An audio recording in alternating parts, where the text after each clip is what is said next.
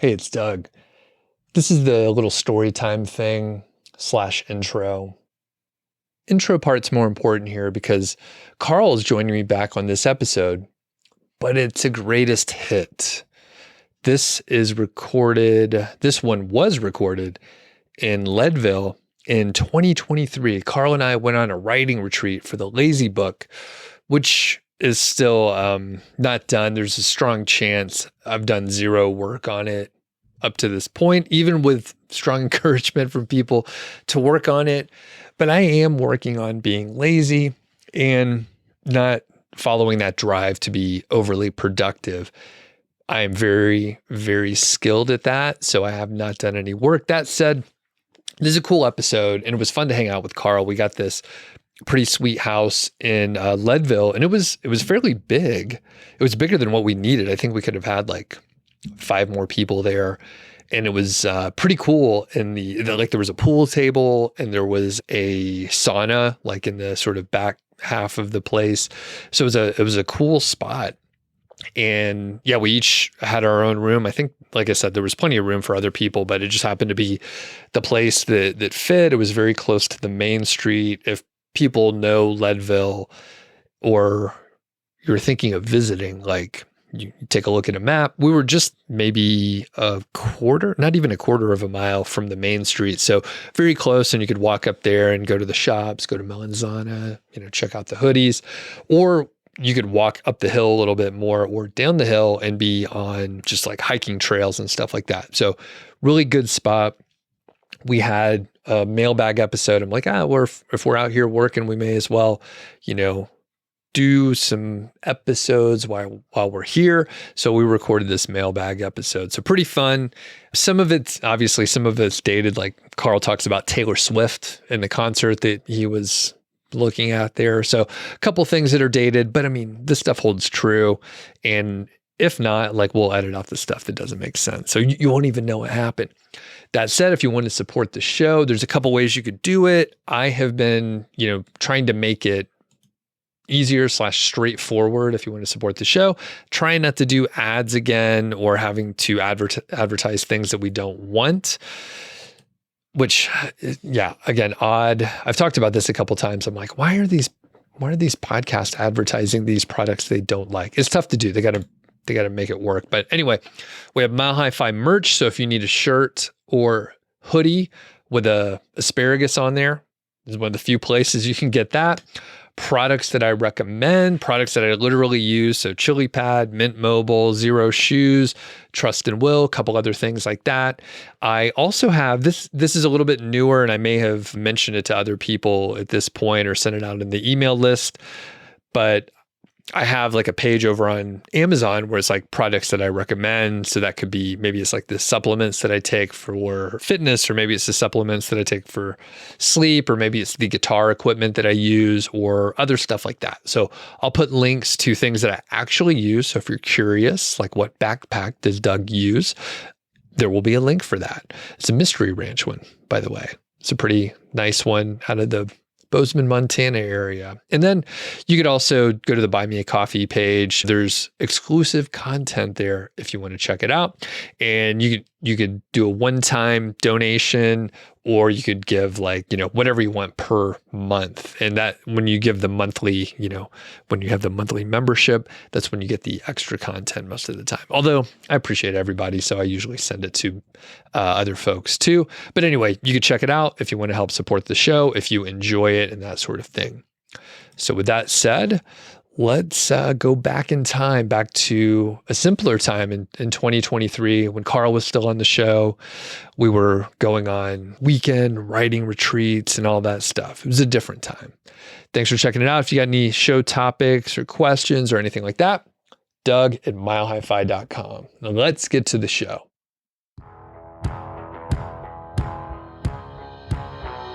Hello, world. Welcome to the Mile High Fi podcast. I'm Carl Jensen with my co-host. I'm Doug Huntington. Doug, what's happening? We are sitting in the governor's mansion in Leadville. So this is like a 100-plus-year-old house that we're in, and it's converted to an Airbnb.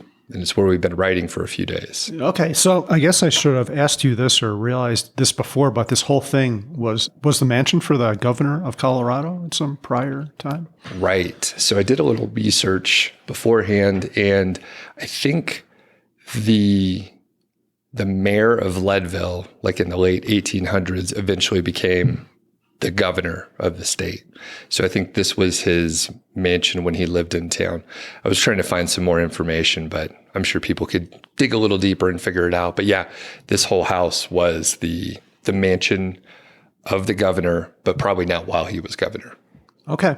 So something I like to think about often and that I've read about is how good life is now, despite what you read on the news. I think Peter Attia was talking about it. He's like, the life of an average American is far better than the life of like the richest person in the world 200 years ago. If they got scraped, they could die. They didn't have indoor plumbing. Like life was shit back then for the richest person on earth.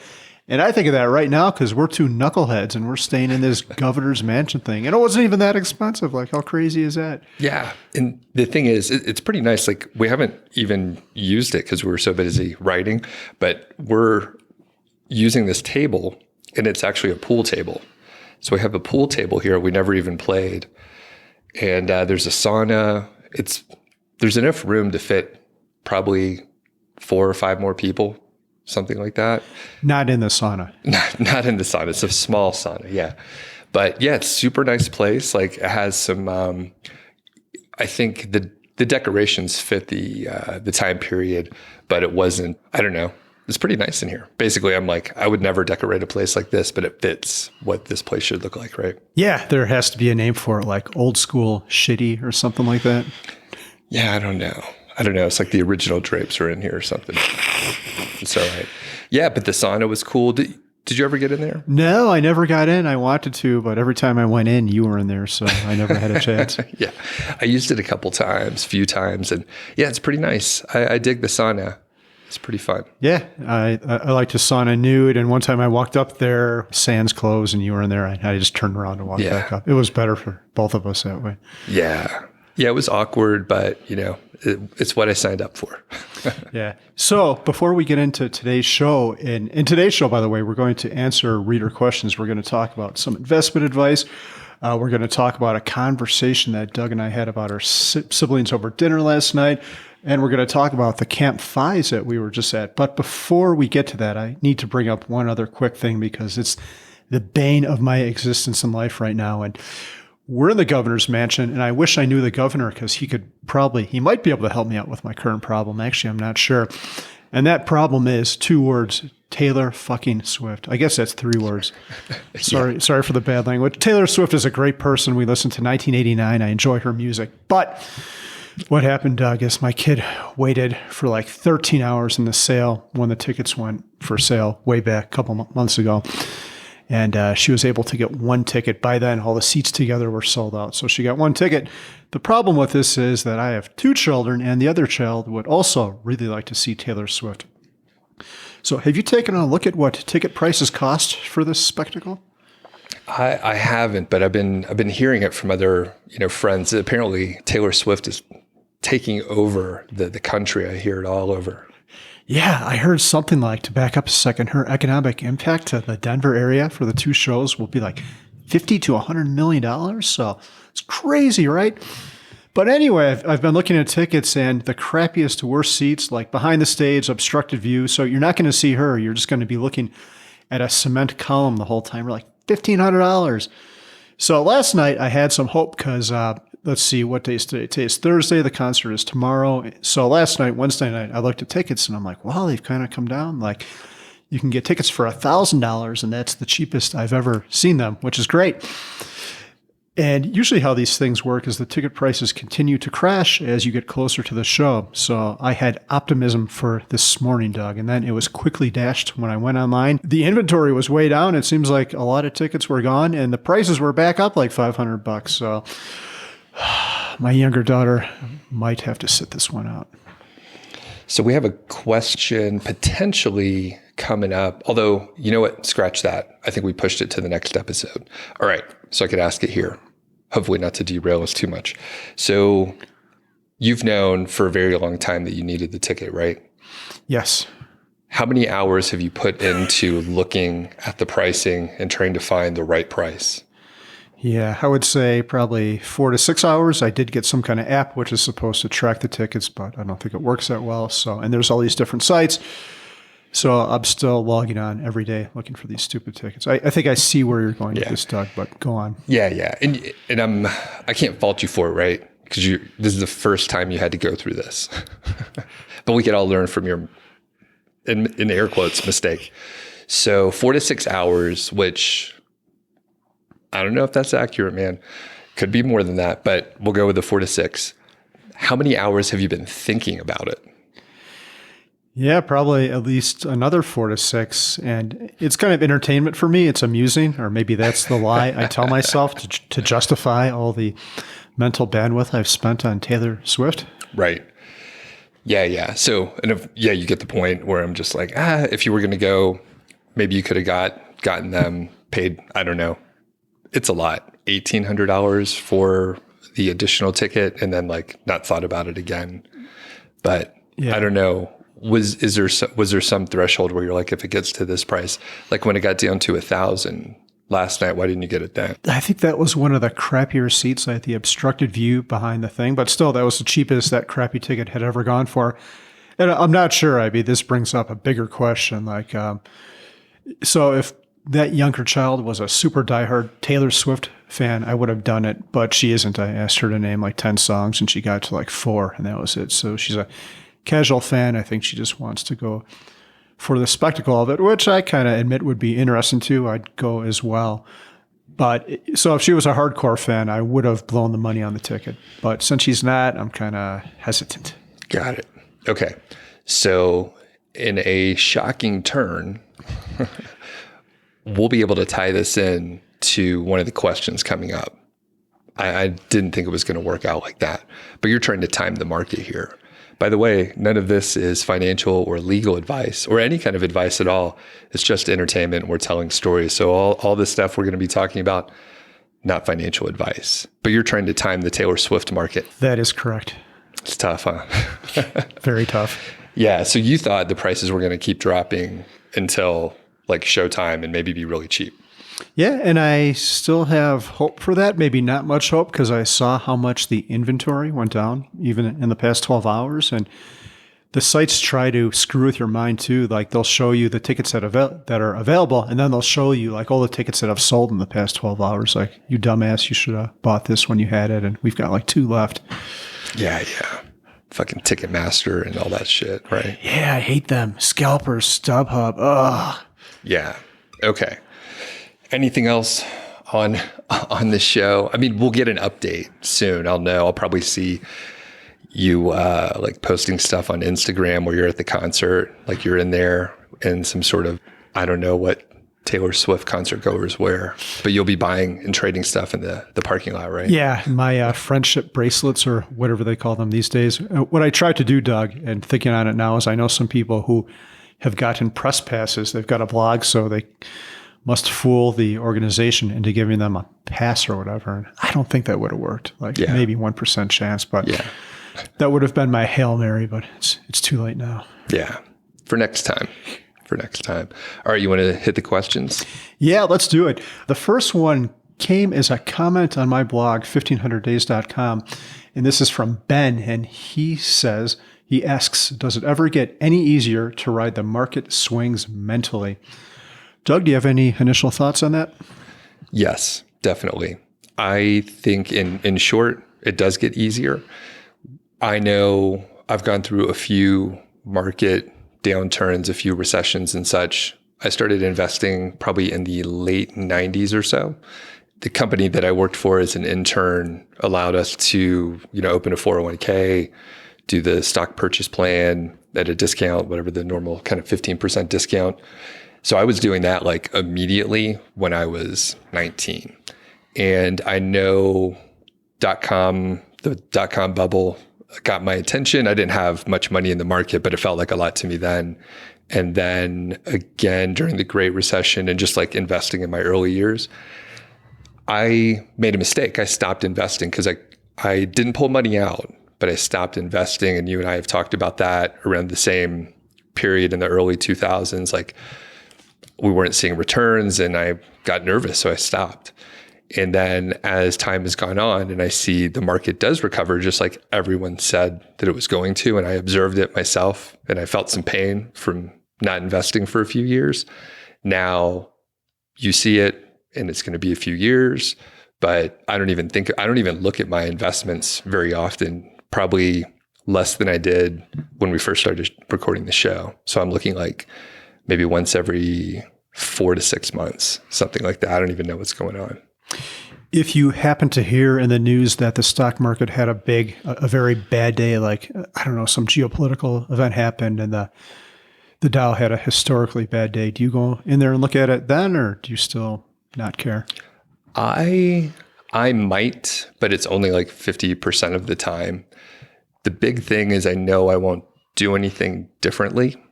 So having more information, if I'm not going to do anything, isn't helpful for me. So I might take a look, but usually if I hear such news, I'm not in a spot where I can check. So I don't, and then I'll forget later. Luckily, my memory is going. So I think you said something super important there. You said, if I'm not going to do anything, there's no point in looking. And I think that's really important because you shouldn't make a decision just because the market had a really good or bad day. And one of my points was to write the rules ahead of time when everything is calm and stick to those. And that aligns with what you said. Your rule is that you're not going to do anything. So therefore, it's pointless to look at it. And you have that rule established in your head. So that was one of my thoughts. I agree with you with what you said about the experience too. We've both been through some rough things, and I did freak out, but now it doesn't matter anymore.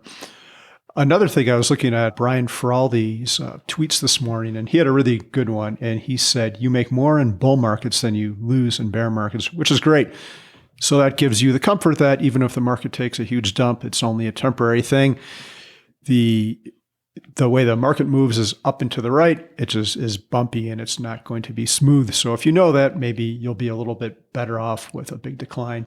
The other thing I would say to all of this is if it really is going to bother you when the market has a downturn, and again, this should be in your rules, you should establish this ahead of time, is maybe have a plan, like maybe you keep, and again, this is not advice, these are just suggestions and random thoughts, but maybe keep a year of spending in cash or bonds or some other kind of thing that's not going to take a huge hit when the market takes a huge hit. So therefore, you don't have to sell stocks when the market takes a dump. And something like that is probably more important early on in your retirement due to sequence of returns. But again, have a plan and stick to it. Why is it important to have the plan beforehand?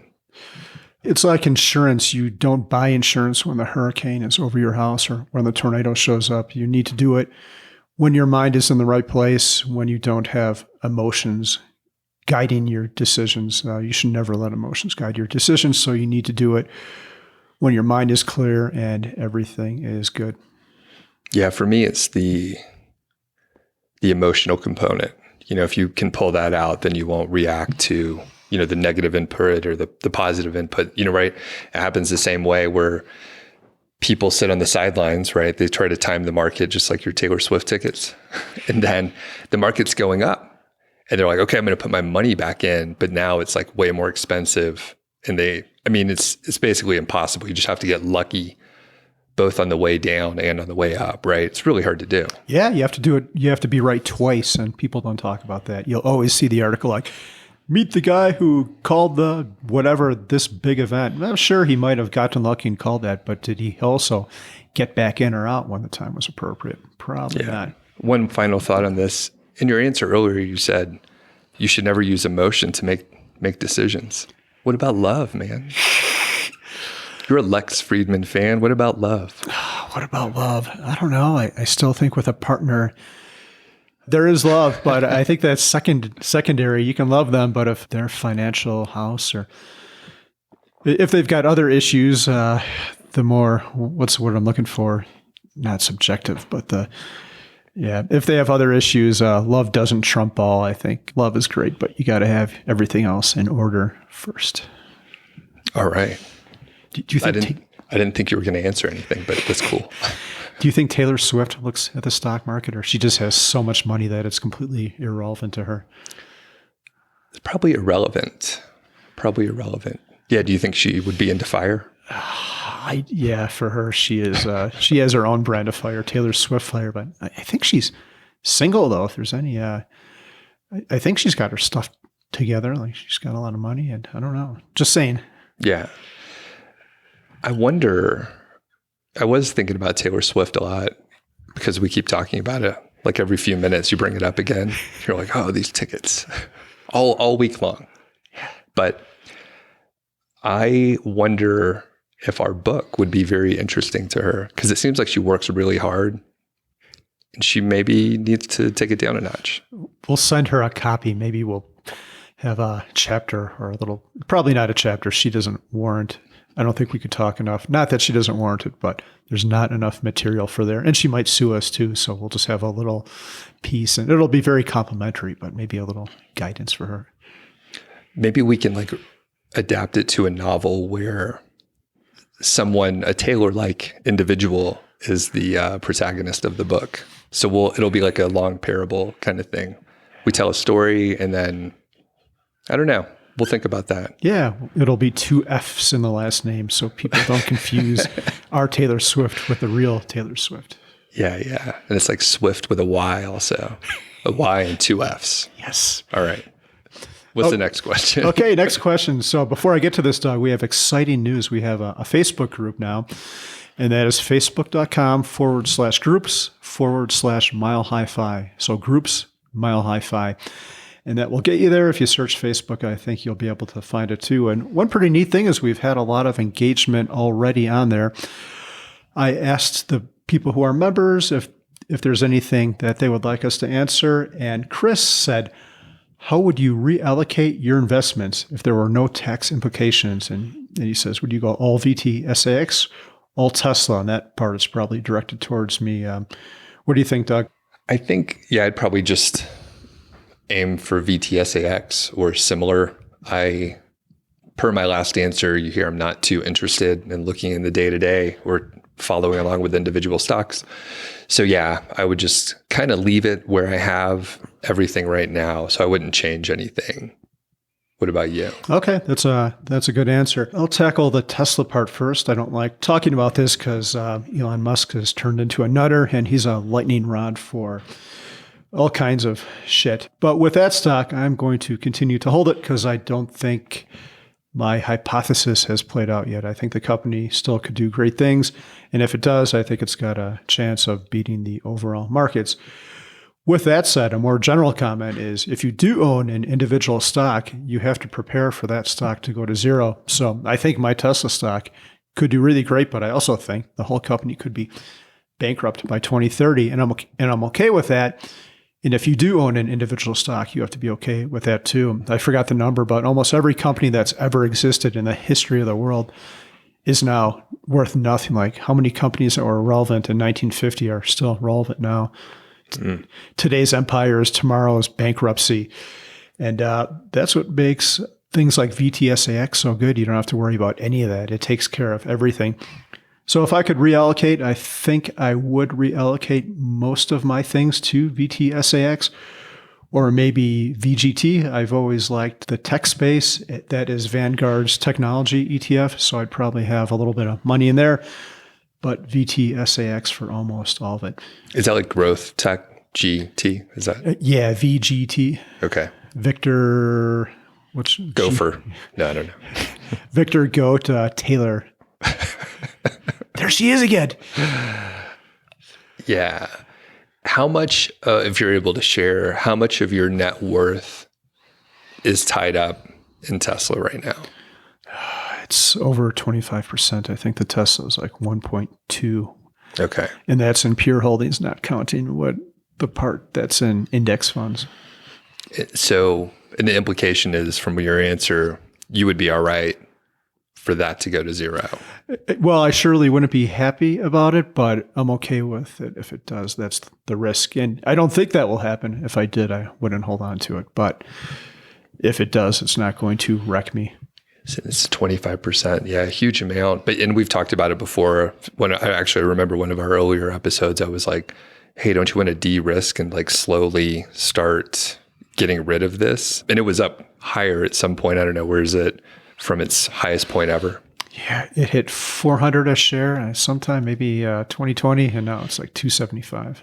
Okay.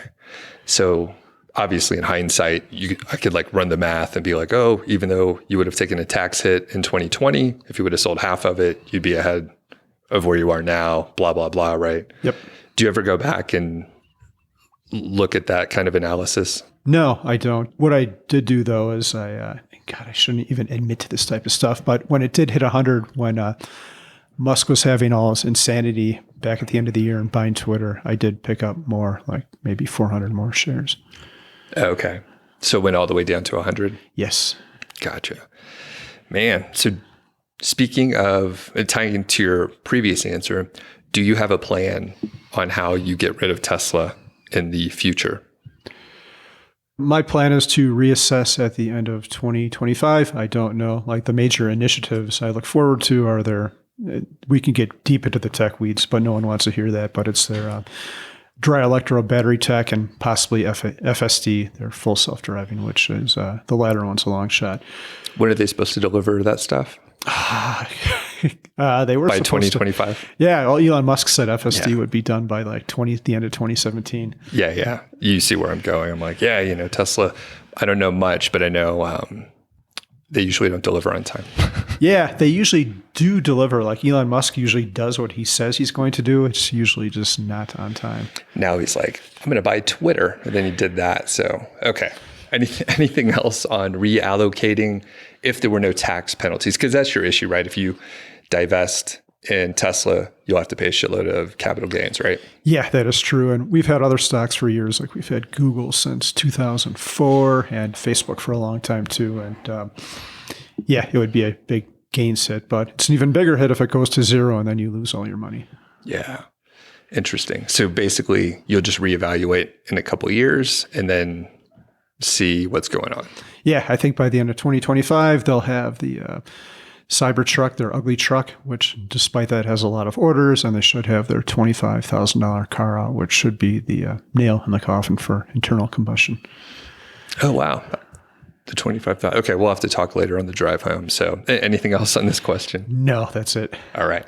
Okay, our next question comes from a conversation that you and I had over dinner, and this isn't so much of a question, but more of a conversation. So, Doug, I was asking you about your siblings, and I think we were talking about this earlier this week, and you're all pretty successful. Like you mentioned, so you have two sisters, all three of you are married, all three siblings, and you said 5 out of 6 of you went to Georgia Tech, which is a pretty great accomplishment. And one of your sisters is, can I say what they do? Sure.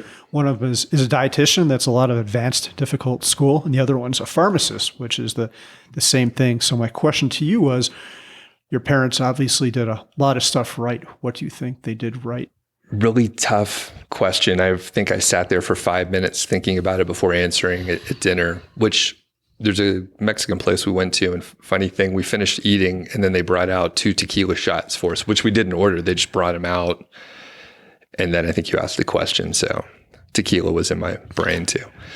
So obviously impossible to answer. And the thing that maybe triggered it, right? You're thinking, oh, they're siblings. Some of them are really successful. Some of them aren't. Some of them like, maybe they're twins or something and they grew up like with the same environment and the same inputs and all that stuff, but they end up doing the opposite. So it's really interesting.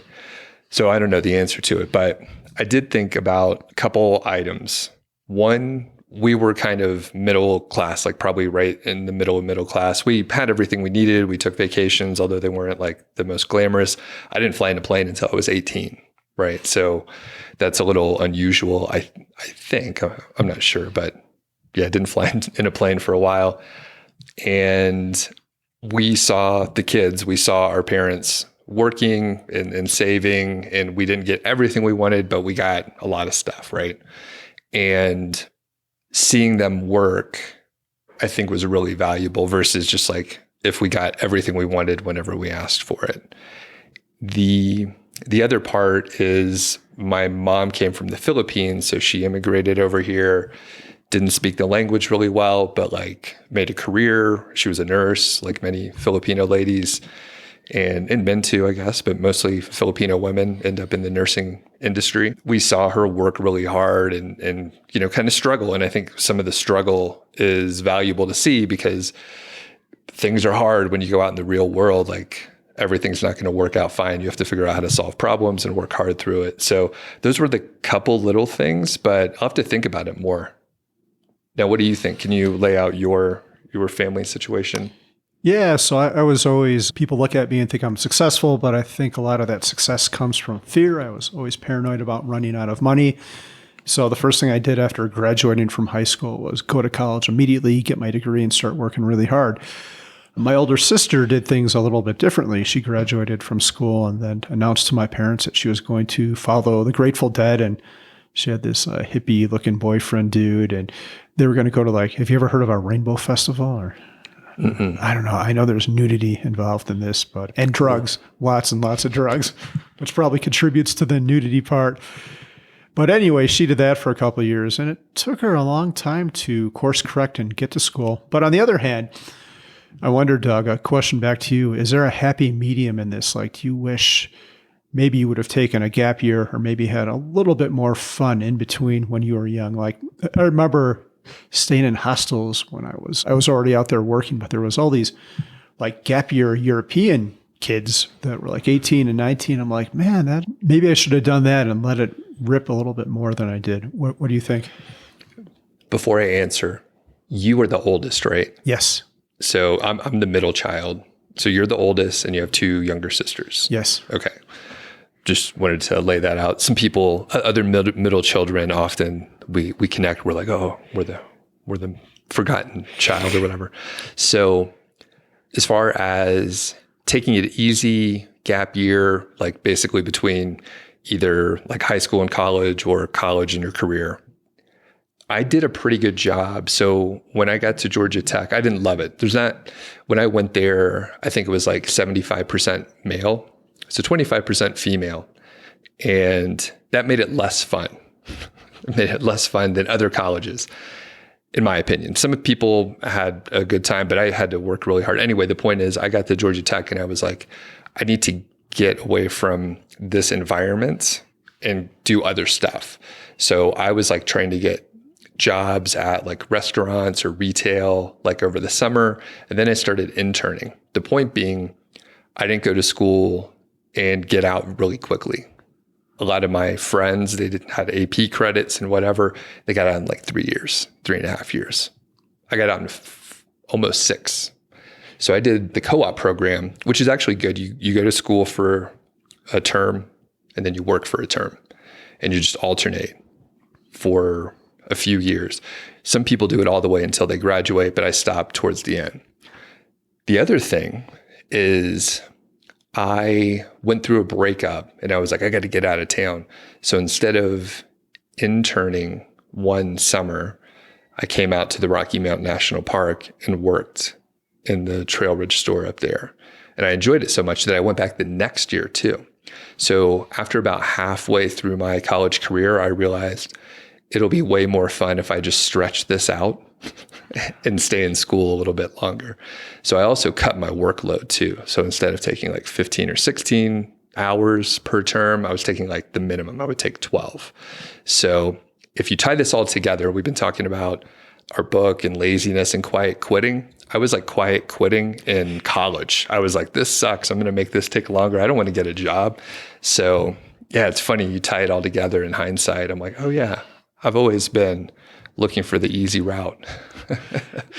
So you're happy with your path if you could do it over again? Yes. Yeah. So wanted to lay out the context, but I realized that I didn't take a gap year, but I could like take it in small pieces. And like when I quit jobs and switched, I had like weeks off. I think I had 6 weeks off at one point when I was switching jobs. A lot of people, they'll set it up where they don't have any time off. I'm like, what the fuck? This is the opportunity for you to just do whatever you want. So, all right, what do you think? Your question was gap year. So you think you should have slowed down a bit? Yeah. So here's an amazing fact, Doug. I retired and quit working in April of 2017. I was 43.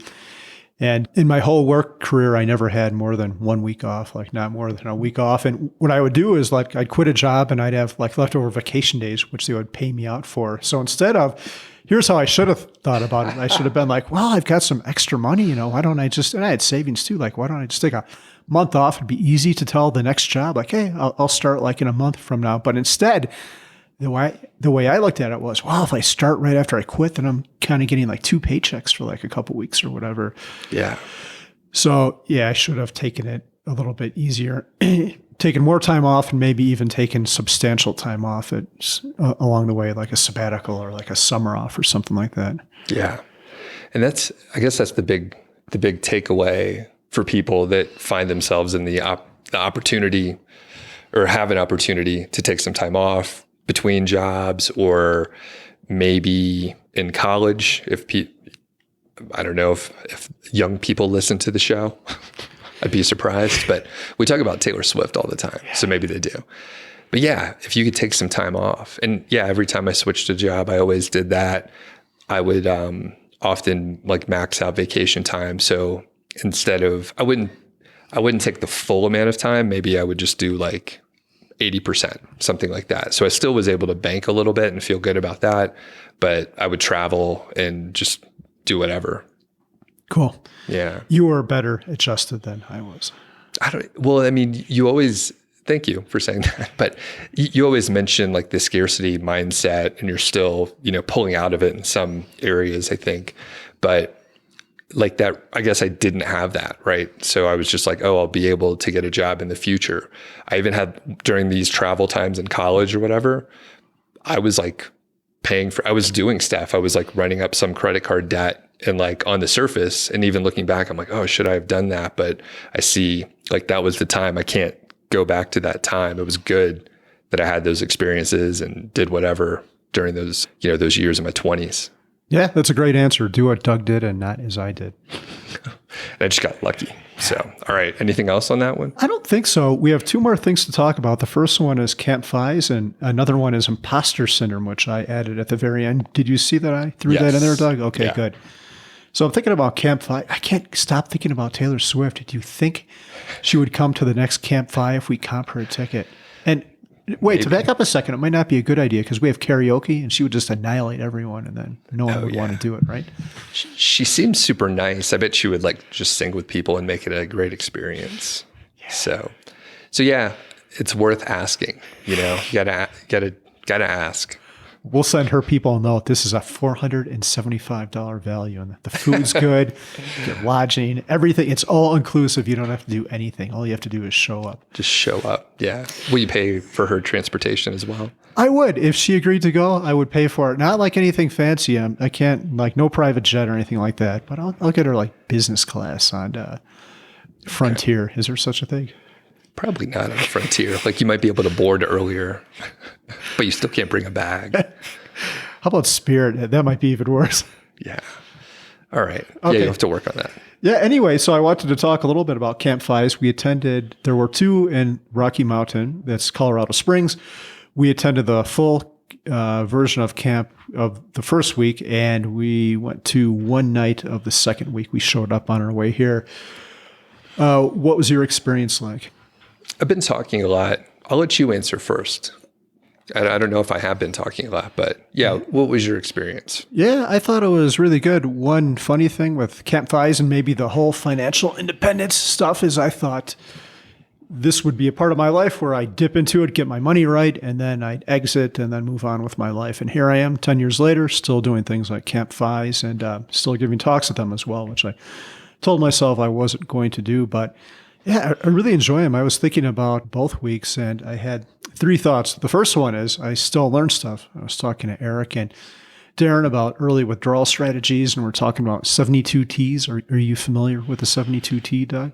Only from talking to those guys, but explain it. It's a rarely used tool. Yeah, so it allows you to take distributions from your 401k before you are 59 and a half, or some even allow for 55, but you can take them at any time. But it's a little bit of a convoluted process. You have to state what you're going to withdraw, and you have to stick to that plan. So once you set the thing in motion, I don't think there's any going back. And we'll talk more about this in a future episode. I think we're going to have an early withdrawal episode that was recommended or asked by another person on our Facebook group.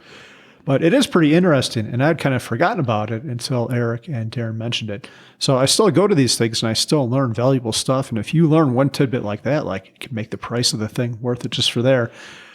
The second thing is there's just a lot of fun people there, right? Like we do talk about 72Ts and stuff like that, but more often than not, we're screwing around and just having a good time. I already have plans to see, I think, at least 3 of the people I met from the CampFIs. One's coming to stay at our house. I'm going to see our weather person, Kristen, in St. Louis soon, and a couple other people from St. Louis as well. So that's what really makes it fun, and that's why I keep on going. And for me, I guess it's still a little bit of an ego boost. It's nice to go in there and give a talk and help people. I got a real nice message from some people saying, oh, I brought my wife here, and I don't think she wanted to come. He was into the FI stuff, and he's like, she started crying during your talk, and you changed the way she thinks about all this. I'm like, that's great. Fantastic. Oh, wow. Yeah. Your talk. Yeah, and maybe she was crying because of the poor quality of it, and maybe not because of the content. No, it was good. You did great. You did great. It was a new talk, right? It was a new talk.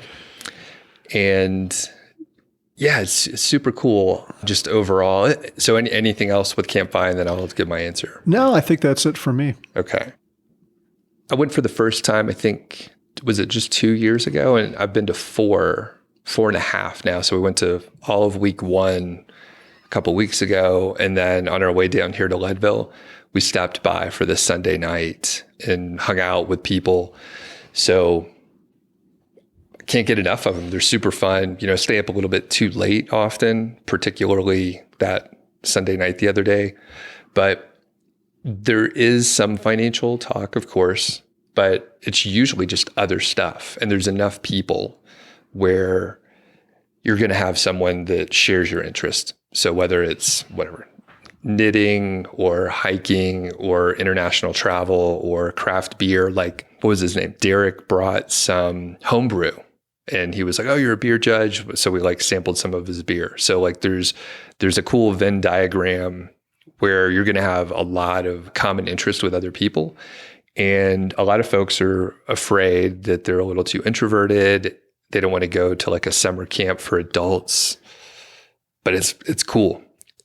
Everyone says they're introverted just about, and everyone is talking all the time. There's always a conversation going on.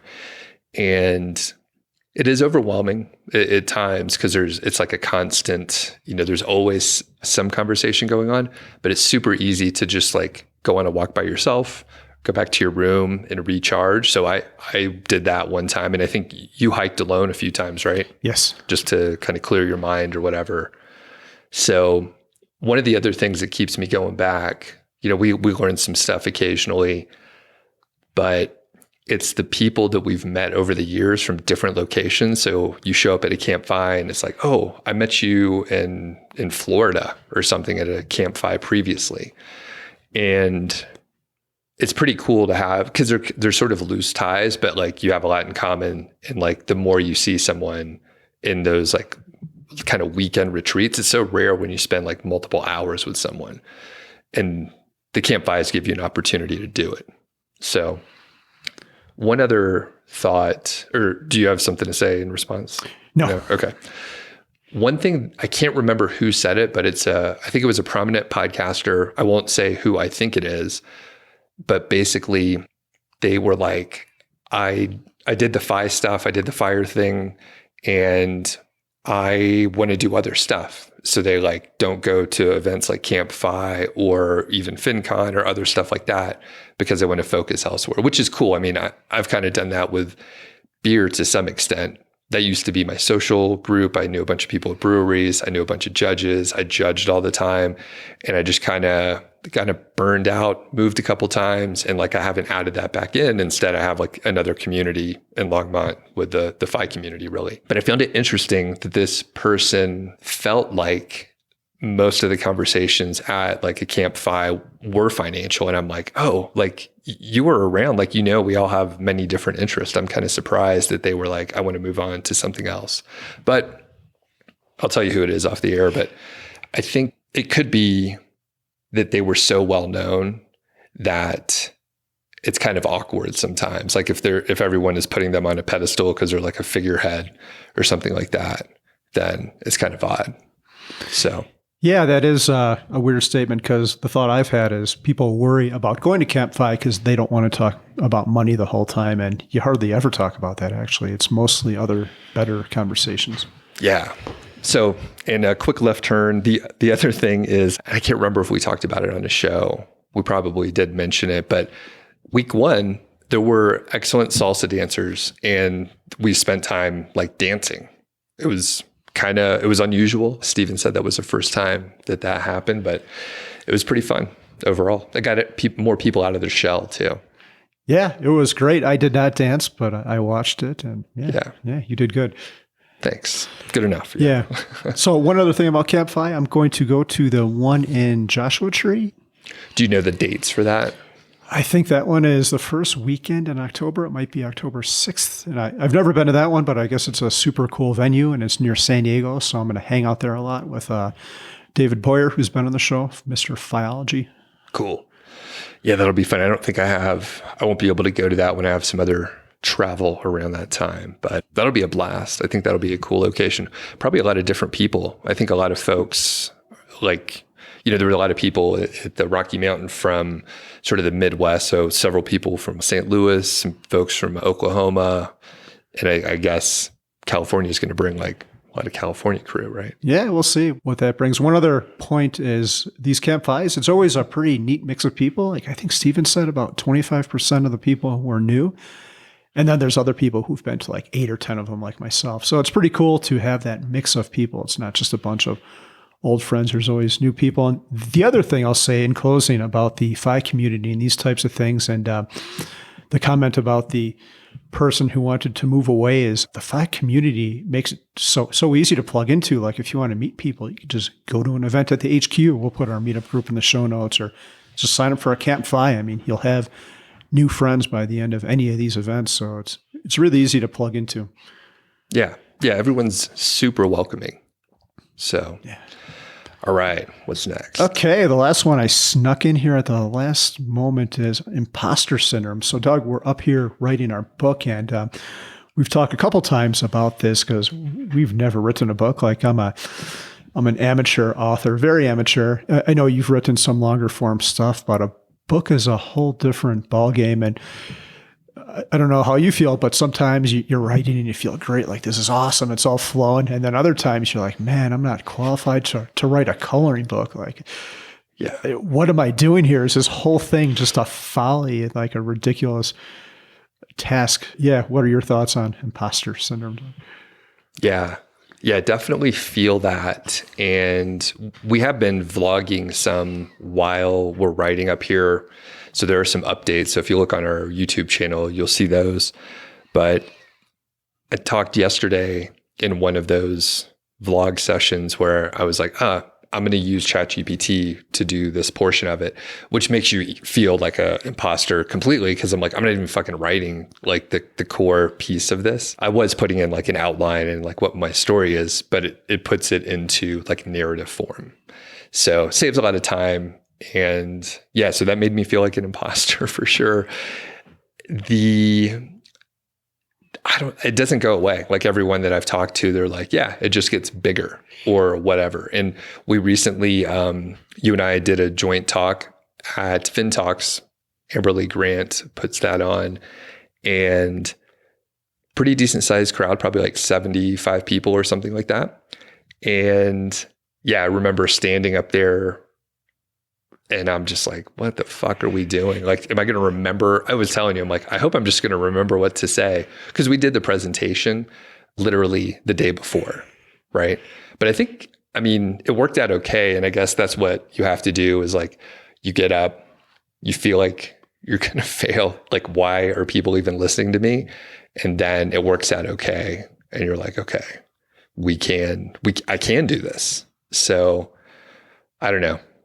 What are your thoughts on the imposter syndrome and how you deal with it, Yeah, it's weird. I think with writing, you just have to force yourself to do it. I guess the hard thing about this longer form content is like a 500-word blog post it's not easy, but it's not that difficult either, where something like this, we have 25 to 50,000 words that all have to tie together, and the chapters have to be congruent, and we have to reconcile our different voices. So there's a lot of moving parts. But what gives me confidence is I think we're both pretty good. But if we're not, we have someone experienced, MK, who's going to do a great job of making us look decent, even if we look like crap with our first iteration. One thing I'm curious about is how different the initial draft will look like from the final draft. Hopefully a lot. Hopefully very different. Well, and we went out for a walk at Turquoise Lake. It's just a reservoir up the street here. And I think we were both like, we have the imposter syndrome. We're like, why are we writing a book? You know, we kept talking about it. We booked this place, and then like, it's just escalated. And then eventually we're going to have like a book. There's going to be movie rights, I'm sure. But we were even talking like, we want to make sure it's really good before we even give it to MK. Like we want to make sure like we do as good of a job as we can before we even give it to the person who's supposed to help us out to make it better. So I mean, I feel the pressure with that too.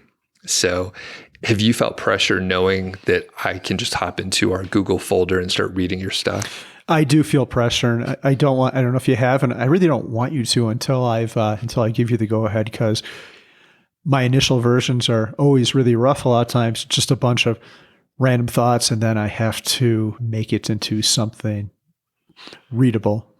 So right. The first iteration, if you have looked and you've thought, oh my God, who have I partnered with? The final thing, a lot of times, even with a stupid blog post, I'll have like 50 iterations of it with 500 words. So the final product will look much different than the original. I haven't read any. I just opened one of the documents just to make sure there was something in there. Yeah, good. There are a couple where there is nothing in there. Okay. Yeah. I was doing my word count today. I saw you did the word count, and I opened mine. I'm like, okay, I'm up to this many words. This is going good. And then a couple of mine had 0 words in there.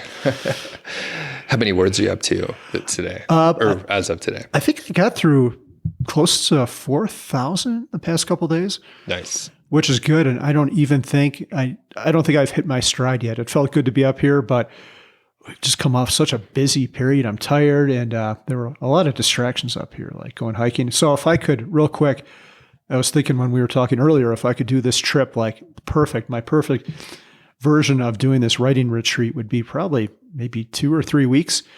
Some days we write tons of words. Other days we don't write any and go hike a 14er. And it would seem like now I felt a little bit of a sense of urgency, like I have to justify this and get some words out. It would be neat if it was a little bit more relaxing. And I think it was, but not quite enough. I agree 100%. I mean, I was on vacation a couple weeks ago for about a week, and then went straight to CampFI week 1, and then went home for like 3 days, and then headed back out. So it's just been a whirlwind. We keep joking like, hey, what day is it? I don't fucking know what day it is. Like, it's super odd. And I haven't slept in my own bed very often in the last few weeks. It reminds me of vacation, where it's like vacation feels best for me with slow travel, about 3 weeks to maybe 5 to 6 weeks or so. Cause it takes 3-4 days to just chill the fuck out, get used to the area, and develop a bit of a routine, which I really enjoy a routine. We were only here for 3 nights, right? And it was right after CampFI and all this stuff we're talking about. So I feel exactly what you're talking about. There was some urgency. And yeah, I think a few weeks would be perfect in that kind of schedule where it's like, maybe unwind for a couple days, get ready to do what you're about to do. Some days are like completely free. We don't even turn on our we intentionally turn off our laptops or whatever. So I think that's a good way to approach it. Now, we've talked about going to write at Panera, and I think, so I'll be heading out of town in about 3 weeks again for another several weeks. But I think if we can go, we don't have to go every day, right? But if we can go, say, 4 days per week for, say, 90 minutes to 2 hours, I bet we can get a shitload done. That's how I wrote before we got here. That's what I did. I didn't spend a huge amount of time any one day, but I just consistently like wrote for an hour or two, 4 or 5 days a week. That was it. So what do you think of that? Yeah, I think that's great. And I'm thinking about this week coming up. Friday, I'll either be at the Taylor Swift concert or standing outside the stadium waiting for my kid to come out. And Saturday morning, so we're staying overnight in Denver. Saturday morning is off, but maybe like Sunday, Monday, Tuesday, Wednesday, Thursday. 4 or 5 of those days, and maybe all 5 of them would be great. Like, let's do it. Okay. So let me just, anything else on writing before we take a left turn here? No, I think that's it. So you're going to be hanging outside the Taylor Swift concert by yourself, just trolling around? Like a creepy old guy. There'll probably be a lot of us too, I suspect. I guess so. Just a bunch of dads out there, like up till 1 a.m. I don't look forward to it. Yeah.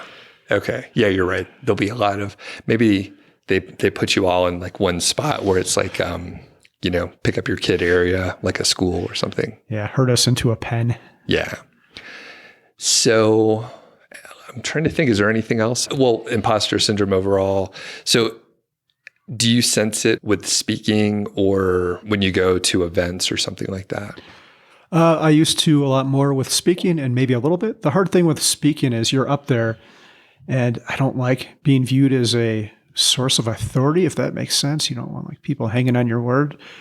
So that gives me anxiety. That's why I try to make my talks more fun than anything else. Maybe there's a lesson in there, but the talk I would never want to do is getting up there and saying, you should do this or this or this. And that would just feel deeply uncomfortable. So maybe the writing will get easier over time like speaking has. Yeah, I think so. All right. Right after this, I'm going to clean up all the cables and stuff laying around. One good thing working together, I think we have the same level of messiness or at least comfort with messiness. So it's like, I don't mind that, stuff is laying around because my stuff, like your hat and sunglasses, like mine are sitting right over there. So I feel pretty good about that. You as well? Yeah, it's good. We're kind of like light slobs, maybe slobs light, Lite. We're not super slobs. I did wash the dishes, but yeah, we're okay. We have more space here. Like when we've shared like a hotel room, you can't let it get too messy because it's very small. But here, there's plenty of room to just like lay stuff around.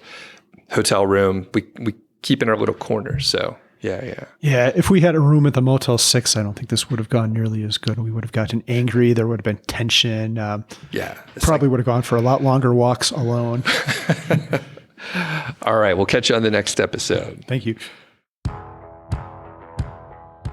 Thanks for listening to the show. That was the Mile High 5 podcast, and I'm Doug Cunnington.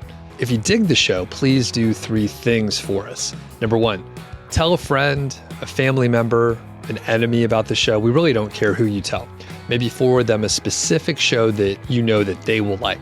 It's the single most helpful thing that you can do to spread the word.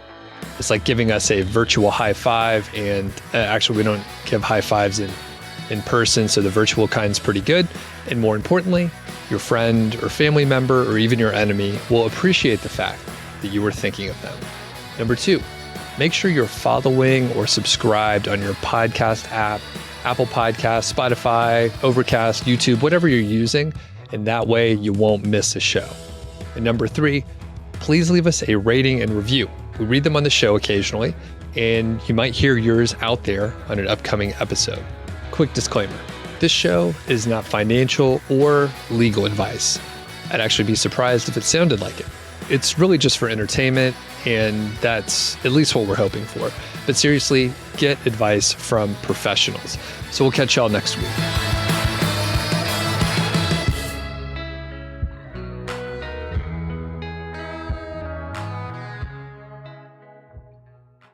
So we're here in Leadville. We've been here for a few days. We're heading out this morning. What'd you think of town? You get to spend a few hours walking around and all that. Yeah, I thought it was great. Whenever I leave a place, I ask myself if I'd like to go back and if I've left stuff on the table. I feel like I have barely scratched the surface on this town. Last night I went hiking. I was way up in the trails. I think they're actually mountain bike trails. But anyway, I was looking at the map and I'm like, holy crap, the trails go way up. Like I could spend days here, and that's just on that one part of town. So I can't wait to make it back. And we didn't accomplish one of our primary goals either, Doug, and that was to get that Melanzana, like nice hoodie. Right. We had to get the Imposter one. Right. Which they seem okay, but we'll have to see how the manufacturing is on these. What are they called? Sky Goat? Yeah, Sky Goat, Scapegoat, Scrapegoat. No, it's Sky Goat. Sky Goat. Yeah, it's a cool town. And there's a 14er that's really close by called Mount Sherman. It's only like 20 minutes to the trailhead. So you could actually wake up at a normal time, go out there, hike it. And it's only, I think it's like a little over 5 miles round trip. And then you have Massive and Elbert. So like I've hardly done any of the hiking that you could do around here. Now, one thing, when I was walking around the downtown, I didn't go as far out as you did, but walking around the downtown, it's small. The town is small enough. The restaurants don't like lock up their tables. I don't know if you noticed that, like in most places that I've ever lived, any restaurants that have things outside, they like chain up the tables with either chains or cables because people will steal all the stuff. But these are just sitting outside. Did you happen to notice that? No, I didn't, but that's a great observation. Yeah, it's a small town, and the places where you're hiking, I feel like it's so deserted and it's such a small town and we're way up high in the mountains. It's the kind of place where a true crime show starts. You know what I mean? It would probably be a great place to commit a crime, right? Because they wouldn't see it coming. Yeah, and there's mines up there and lots of places to hide a body. Yeah. All right. That's a weird note to end on, but it's a great town. People should swing by. It's like a couple hours from the Denver area. And it's just like a bunch of outdoorsy kind of people. It's pretty cool. Yeah. Come for the outdoor recreation, not murder. Yeah.